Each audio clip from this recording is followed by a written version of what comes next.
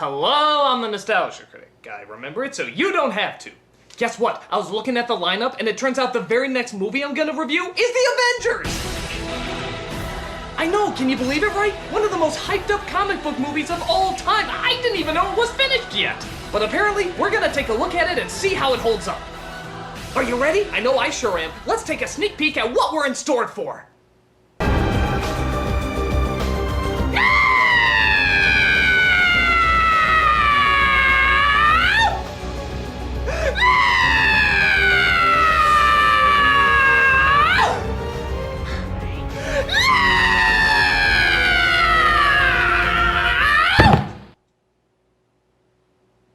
Go ahead. Cocksucking mother whorebag. Alright, a little background.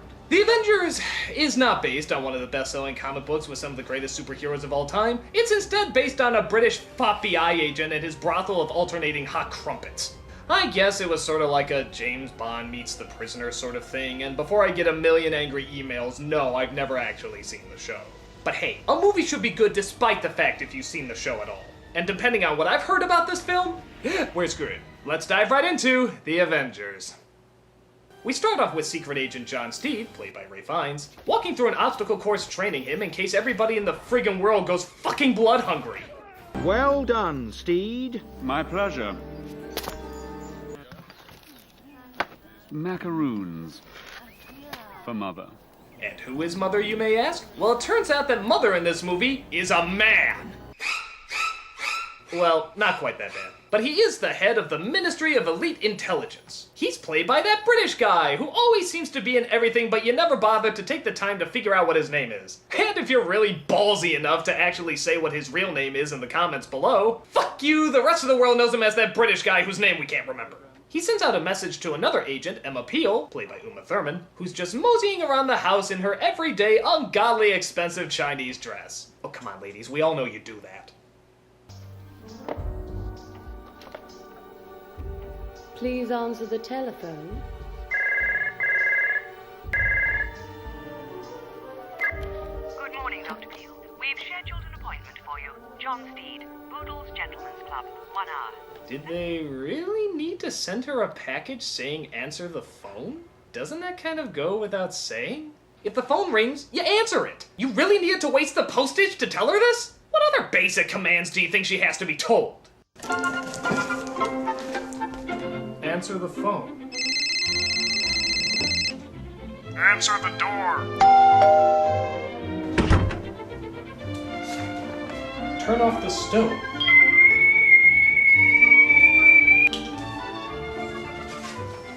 Open the microwave. Tell Sean Connery it's too late for this film, but he can still back out of A League of Extraordinary Gentlemen. So she enters into the Gentlemen's Club, which is most unorthodox.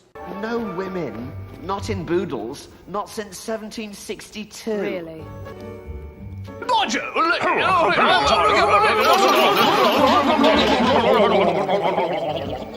She then meets up, at least it's probably up now, with John Steed. Well, not a woman inside Boodle since... 1762.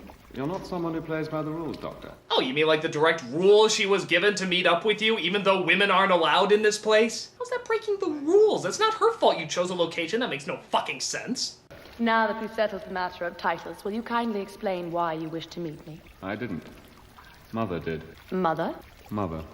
So as they drive off to meet Mother, you may notice something very odd about the people of London in this movie. There's no people of London in this movie! What is this, 28 days later? I've never seen the place so abandoned! Maybe they heard they were filming this shithole and evacuated the city to save on therapy bills. Tea? Sugar, 1 lump. So Peel talks about how she was working on a weather shield that was being built as a defense mechanism. The only problem is the research lab has been blown up by an all too familiar face. You're our chief suspect. I'm innocent, of course. Why would I sabotage my own project? You tell us. You'll be allowed a privilege to prove your innocence. If you didn't blow up Prospero, find out who did. Really? You have video evidence that she is the culprit and you're actually gonna let her solve the case? This seems a tad backwards. He'd like us to work as a team. You mean I have to trust you? Trust? It's your face face that got caught on the video camera, you dumb broad! He should be having a hard time trusting you!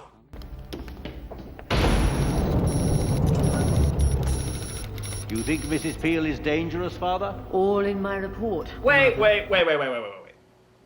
Father. The woman's name is Father.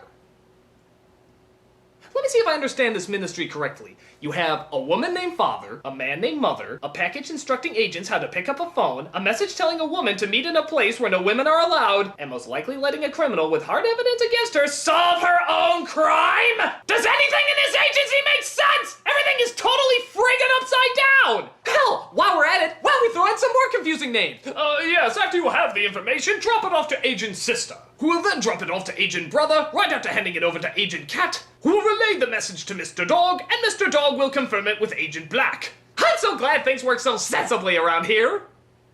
My theory goes, Mrs. Peel may be ill. Revenge is a possible motive. She certainly fits our profile. It is not only possible, it is essential. So they talk about what they're going to do to solve the case while sword fighting. Why? Well, see if you can guess. Artificially creating new weather systems. You're a lady of hidden talents, Mrs. Peel.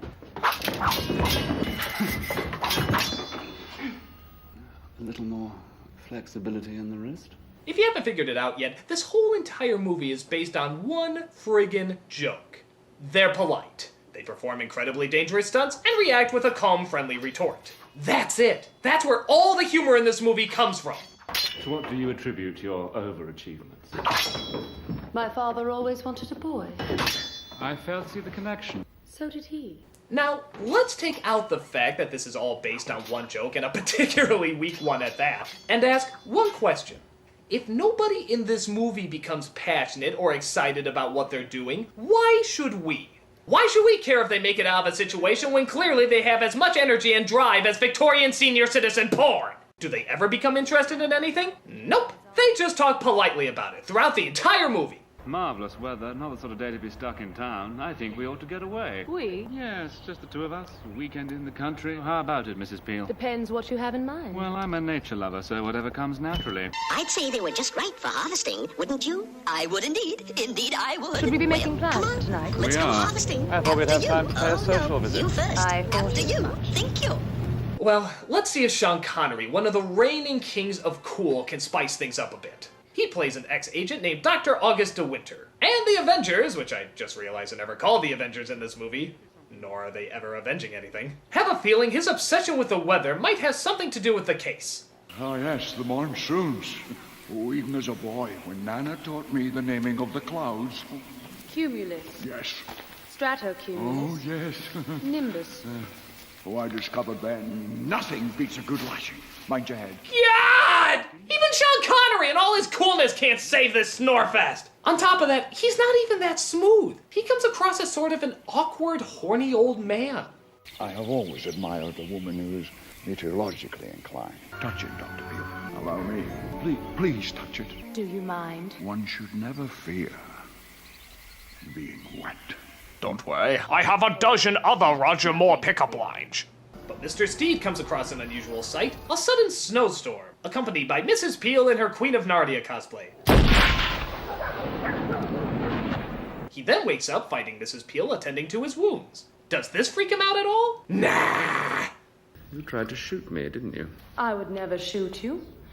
Not without my reasons. I remember it clearly. But luckily, my Trubshaw waistcoat was bulletproof. Boy, it'd be really cool if maybe they showed us this vest, either being tested out or explained like any other good spy flick. But hell with that ass, we got more bantering to do. I'm the sort that doesn't take no for an answer. I think that would depend entirely on the question, Mrs. Peel. Nursing an invalid isn't my idea of fun after all. Awfully disappointing weather today. The weather.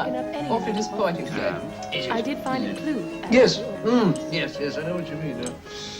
So they go to a secret underground company called Wonderland Weather, where they the fuck? Welcome to Wonderland Weather, here in our London headquarters. The fuck? When did this turn into the Grateful Dead's teddy bear picnic? I'm sorry, movie. I'm sorry. You can't do that. You can't do that. You can't have nothing but bland characters, bland dialogue, and bland visuals throughout the entire film, and then suddenly throw this shit at us? You all know who I am, and I know all of you, but you cannot know one another. I guess the idea is supposed to be that they're all in disguise because they're such big names, but really? This is the best you could come up with? What happened to just a paper bag over the face, or hell, even a secure video conference? This just doesn't seem like the first logical conclusion to come to! And in recognition of your work, a generous offer of $1 million awaits you. It's occurring to me while saying these lines that this might be a little ridiculous. And of course, it is my sad duty to have you, the viewer, decide which one of these jokes I should go with. And the first meme to be making its way down the runway, the always popular Christopher Walken from The Country Bears. This is not over! Bears! Wonderful. And of course, we have the always wonderful Dark Heart reading from Care Bears 2, A New Generation. Time for a game of disappearing bears. Fantastic. And of course, from the movie Alaska, Charlton Heston's reading of that famous line, I want that bear. Very nice. So, which review meme would you like me to go with, ladies and gentlemen? Ah, you have chosen the always classic, a bear. So the Avengers work their way behind the scenes and, in keeping in character, aren't the least bit weirded out that there's a bunch of fucking bears walking around! My God, I must alert Andy Panda and Winnie the Pooh immediately!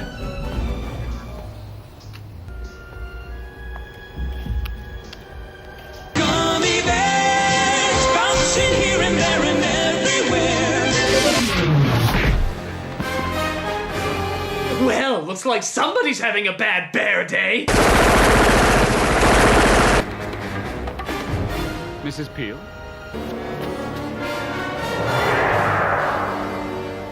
Movie, will you just look at yourself? That was Uma Thurman in a bear suit jumping off a building. Please tell me somebody at one point finally said, hey, this might be really fucking stupid! Time to pay Sir August another visit.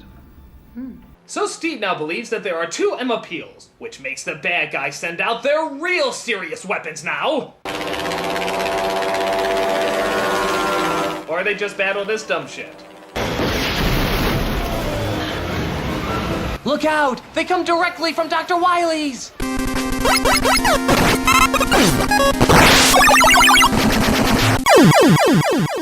But luckily, another agent named Alice is there to help them out. Let me guess, her shtick is she's really polite. Would you please be so kind as to hit the ground?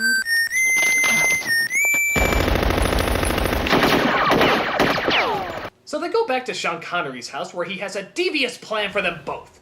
He fights off Mr. Steve just so he can let him go and run away, after capturing Emma Peel just so he can let her go and run away. I'd say that none of this made any goddamn sense, but then again, he was working for the ministry where the parents aren't even given the right gender, so I'm used to none of this adding up. This calls for more banter. A bachelor's life. It's worked quite well until now. Don't tell me you never met the right girl. Well, there's always the exception. That proves the rule. Quite.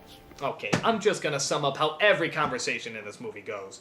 I'm gonna start saying something clever while you... Finish your sentence. Witty retort. Topped by me. Winking smile. Returned. Steve.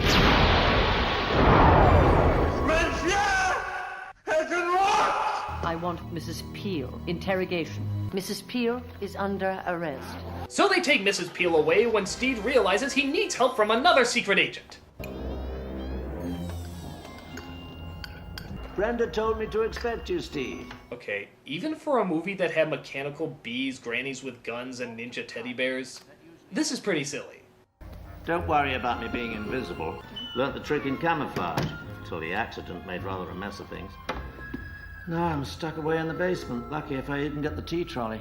Yes, because Lord knows an invisible man wouldn't be useful for any in-depth spy work, would he? Throw him in the archives for a 5-minute cameo. It's cool. We put him next to Godzilla in accounting. Clearly we have no use for him. So Connery makes his threat to the world leaders that he will destroy the world, if anybody was in it, with his violent weather maker if they don't give in to his demands. Hundreds of millions will die. They'll drown, burn, freeze. You have no choice. And what exactly are his demands? What was he doing this entire criminally insane scheme for? Money. What do you mean he did it for the money? He's a doctor. He's already rich. Right you are! He clearly has millions of dollars, a hedge maze, a ton of useless expensive collections, but apparently that just isn't enough for him. I guess he wants to save up for buying the planet Jupiter or something. Hey, we all need a hobby! The countdown has already begun. This is merely the beginning. Please never zoom in on any gray hair in that area again. I'm trying to eat my popcorn.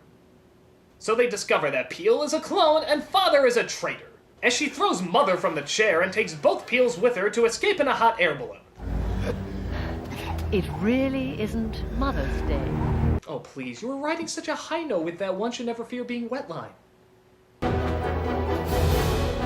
balloon, Steed, the balloon! Don't mind me! Yes, never mind the beaten man falling over in a wheelchair freezing to death. You have to save the woman who they didn't handcuff for some reason, allowing her to climb out and blow up the balloon. Still keeping the ministry settings to total fucking retarded, aren't you? Are you all right? And the other Mrs. Peel? Dispatched, I think. So after they, what a shock, banter some more, they get ready to plan their final attack. Hamster style.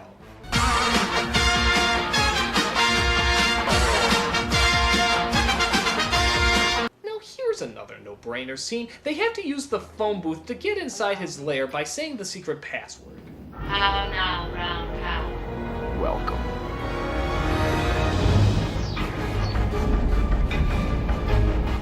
Okay, so now he's got him. They're totally trapped in the cage for him to do whatever with the ass rape! You opened the cage? Are you a friggin' moron? I think the most intelligent thing in this movie is the fucking umbrella! Don't wait for me. Perish the thought. Winking smile. Return. So they split up and try to destroy Connery's evil machine. Mr. Steed fights him head on, while Mrs. Peel fights a henchman played by then unknown comedian Eddie Izzard. Hey, goddamn! Gonna run out of cake at this rate.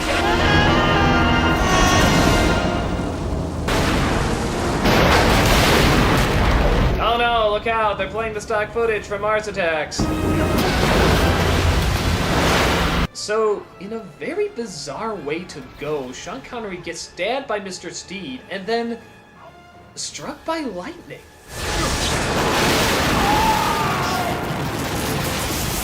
Finally, I've been raptured. Take me away, Jesus. I'll never do another movie like this again.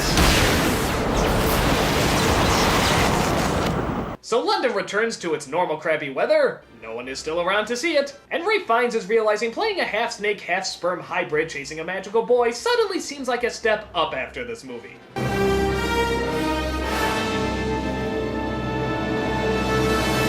And that's the Avengers, what a cup of dick!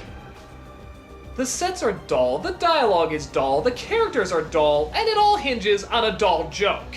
Everything just seems to be on autopilot. There's no passion or drive to anything that happens. You totally forget you saw it just a few minutes after the viewing. So Avengers, if you really want to avenge something, avenge this piece of shit movie for making us suffer so much. Let's just say it's pretty bad when the God of Thunder, a can opener, and the Jolly Green Giant looks much more plausible than this. I'm the Nostalgia Critic, guy, remember it? So you don't have to.